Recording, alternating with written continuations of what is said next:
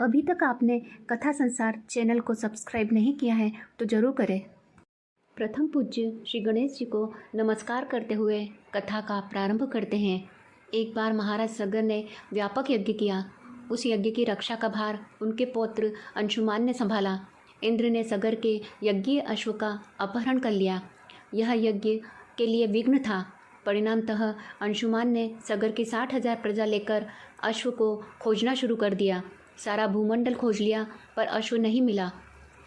फिर अश्व को पाताल लोक में खोजने के लिए पृथ्वी को खोदा गया। खुदाई पर उन्होंने देखा कि साक्षात भगवान महर्षि कपिल के रूप में तपस्या कर रहे हैं।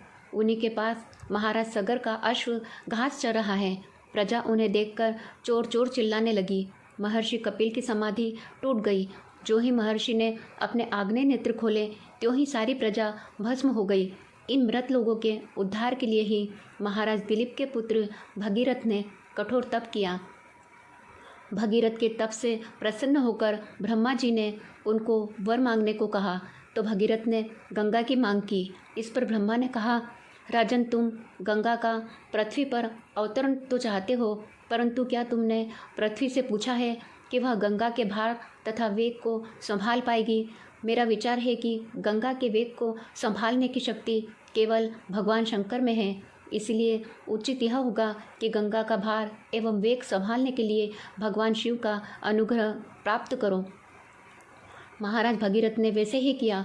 उनकी कठोर तपस्या से प्रसन्न होकर ब्रह्मा जी ने गंगा की धारा को अपने कमंडल से छोड़ा। तब भगवान शिव ने गंगा जी की धारा को अपनी जटाओं में समेट लिया और बांध लिया।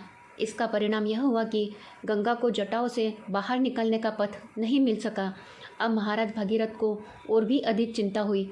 उन्होंने एक बार फिर भगवान शिव की आराधना में घोर तप शुरू किया। तब कहीं भगवान शिव ने गंगा की धारा को मुक्त करने का वरदान दिया।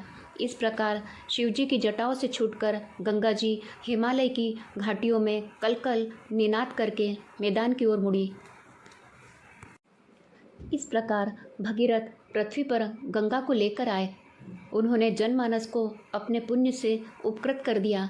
युगों युगों तक बहने वाली गंगा की धारा महाराज भगीरथ की कष्टमय साधना की गाथा कहती है। गंगा प्राणी मात्र को जीवन दान ही नहीं देती वरन मुक्ति भी देती है। इसी कारण भारत तथा विदेशों तक में गंगा की महिमा गाई जाती है।